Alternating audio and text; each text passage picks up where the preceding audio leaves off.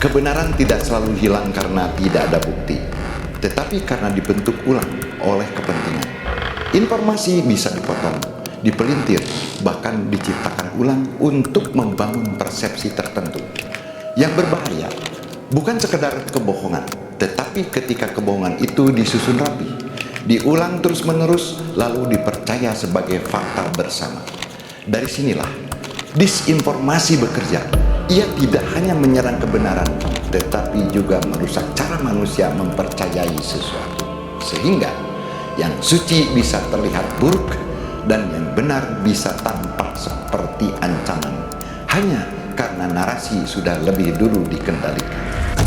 Fenomena seperti ini bukan hal baru dalam sejarah manusia. Bahkan di masa lalu ada kisah seorang perempuan suci yang difitnah oleh kaumnya hanya karena sesuatu yang tidak mereka pahami dan tidak sesuai dengan pola pikir mereka. Dari titik inilah kisah Nabi Isa alaihissalam dimulai. Melalui kelahiran yang bukan hanya mukjizat, tetapi juga menjadi awal dari ujian besar antara kebenaran, persepsi, dan fitnah manusia.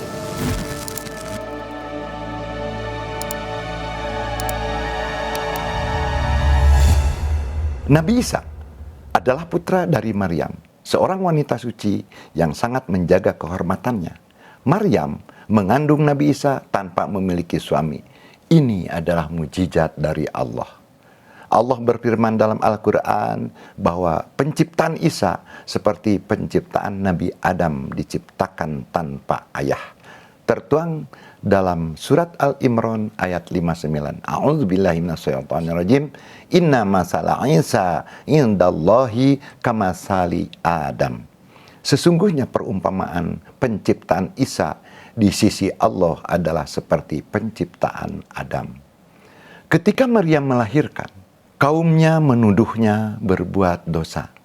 Namun atas izin Allah, bayi Isa berbicara dari dalam buayan, membela ibunya dan berkata bahwa ia adalah hamba Allah dan akan menjadi nabi. Seperti yang dijelaskan dalam surat Maryam ayat 30, yang artinya, sesungguhnya aku ini hamba Allah. Dia memberiku kitab dan dia menjadikanku seorang nabi. Sejak kecil hingga dewasa, Nabi Isa diberi banyak mukjizat. Di antaranya, berbicara saat masih bayi, membuat burung dari tanah liat, lalu meniupnya dan menjadi hidup atas izin Allah. Surat Ali Imran ayat 49. Menyembuhkan orang buta dan penyakit kusta atas izin Allah. Menghidupkan orang mati, mengetahui sebagian hal gaib yang diberitahukan Allah. Semua mukjizat ini terjadi dengan izin Allah, bukan karena kekuatan dirinya sendiri. Nabi Isa diutus kepada Bani Israel untuk meluruskan ajaran Taurat yang telah diselewengkan. Beliau mengajarkan tauhid, menyembah Allah semata, kebaikan dan kasih sayang, menjauhi kesombongan dan kemunafikan. Beliau memiliki pengikut setia yang disebut Hawariyun.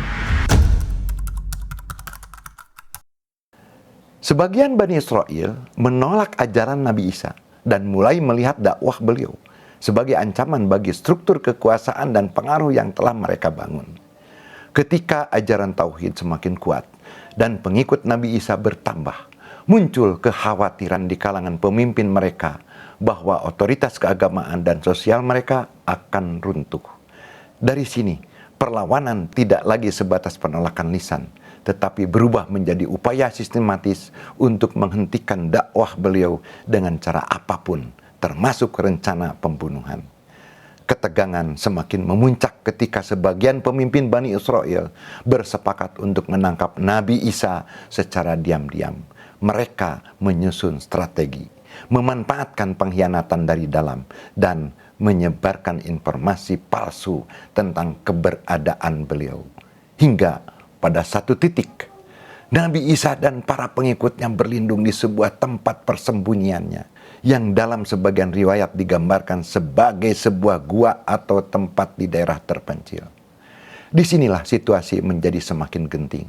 Tentara Romawi yang ingin menangkap beliau telah menyisir area sekitar. Dalam momen inilah Menurut ajaran Islam, Allah menetapkan jalan keselamatan yang tidak dapat dijangkau oleh manusia. Nabi Isa diselamatkan dari upaya penangkapan tersebut. Allah menyelamatkannya dan mengangkatnya ke langit. Yang tertangkap dan yang kemudian disalib adalah orang yang diserupakan dengan Nabi Isa di gua itu. Al-Quran mengabadikan momen ini. A'udzubillahi minasyaitonirrajim. Wa ma qataluhu wa ma salabuhu walakin subbiha lahum. Mereka itu membunuhnya dan tidak menyalibnya, tetapi yang diserupakan bagi mereka.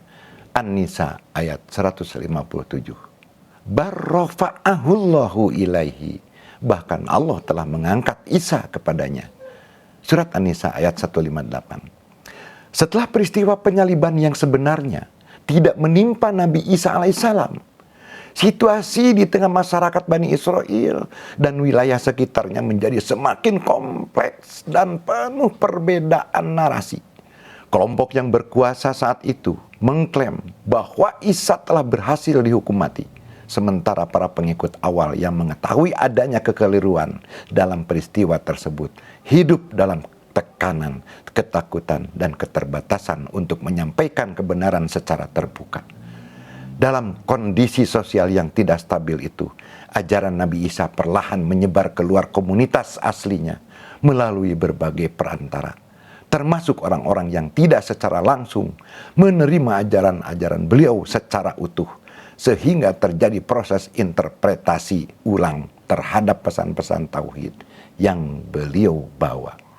Seiring berjalannya waktu, ajaran tersebut berbaur dengan budaya dan pemikiran lokal di berbagai wilayah, hingga mengalami pergeseran makna teologis yang signifikan, di mana sebagian kelompok kemudian memandang Nabi Isa bukan lagi sebagai hamba dan utusan Allah, melainkan sebagai figur ilahi. Transformasi keyakinan ini tidak terjadi dalam satu momen tunggal, melainkan melalui proses sejarah yang panjang, dipengaruhi oleh dinamika politik, perdebatan internal, serta konsolidasi doktrin yang kemudian dilembagakan oleh institusi keagamaan pada masa berikutnya. Sehingga pada akhirnya lahirlah keyakinan luas di sebagian masyarakat bahwa Nabi Isa memiliki sifat ketuhanan. Dalam ajaran Islam, Nabi Isa akan turun kembali menjelang hari kiamat. Beliau akan membunuh Dajjal, menegakkan keadilan, meluruskan kesalahpahaman tentang dirinya, mematahkan salib, dan menghapus ajaran yang keliru tentang ketuhanannya. Setelah itu, beliau akan wafat seperti manusia biasa. Jadi, siapakah Isa alaihissalam itu? Tertulis dalam surat Maryam ayat 36 yang artinya, dan Isa berkata, sesungguhnya Allah adalah Tuhanku dan Tuhanmu, maka sembahlah Dia, inilah jalan yang lurus. Jadi Isa alaihissalam adalah Nabi dan Rasul Allah, bukan anak Tuhan, bukan Tuhan, hamba dan utusan Allah yang mulia. Hari ini, kita tidak lagi hidup di era di mana kebohongan harus terlihat kasar untuk dipercaya. Justru sebaliknya, kebohongan yang paling efektif adalah yang dibungkus rapi, disusun seperti kebenaran, dan disebarkan oleh banyak suara hingga terdengar seperti konsensus. Disinformasi bukan lagi sekedar kesalahan informasi. Ia telah menjadi alat, dibentuk, diproduksi, dan diarahkan untuk satu tujuan. Mengamankan kepentingan kelompok, bukan mencari kebenaran, tapi membentuk kebenaran versi sendiri. Siapa yang menguasai narasi? Dia yang menguasai persepsi. Dan siapa yang menguasai persepsi? Dia menguasai arah keputusan manusia. Motivasinya sederhana. Kekuasaan, pengaruh, dan kontrol. Karena di dunia yang penuh kebisingan informasi, manusia tidak selalu mencari yang paling benar, tapi yang paling sering mereka dengar. Maka fakta tidak lagi cukup. Yang dibutuhkan adalah pengulangan. Yang dibangun bukan pemahaman, tapi keyakinan yang diproduksi. Dampaknya kita bisa lihat hari ini. Masyarakat terbelah bukan karena mereka benar-benar berbeda, tapi karena mereka hidup di dalam realitas yang berbeda. Satu peristiwa yang sama bisa memiliki versi yang bertolak belakang. Masing-masing merasa paling benar, masing-masing merasa paling dibohongi. Percakapan berubah menjadi pertarungan, bukan lagi pencarian. Dan yang paling berbahaya, kebenaran tidak lagi dicari, tetapi dipilih sesuai kenyamanan. Jika cocok dengan identitas, ia dianggap benar. Jika mengganggu, ia dianggap propaganda. Akhirnya manusia tidak lagi berdiri di atas fakta, tapi di atas loyalitas terhadap narasi. Inilah realitas hari ini, bukan kekurangan informasi, tetapi kelebihan informasi yang sengaja diarahkan. Bukan ketidaktahuan, tetapi kebingungan yang dipelihara. Dan di tengah semua ini satu hal menjadi semakin langka, keberanian untuk tetap jujur mencari kebenaran. Bahkan ketika kebenaran itu tidak menguntungkan siapapun. Maka tugas manusia hari ini sederhana meskipun berat. Jangan berhenti mencari, karena kebenaran tidak selalu berada di permukaan yang ramai. Ia sering terkubur, kadang jauh, bahkan seolah berada di dasar bumi. Dan justru disinilah pesan utama kisah ini. Tetaplah mencari kebenaran. Teruslah ungkap kebenaran tanpa lelah, sekalipun harus menggali kebenaran yang terkubur jauh di dasar bumi.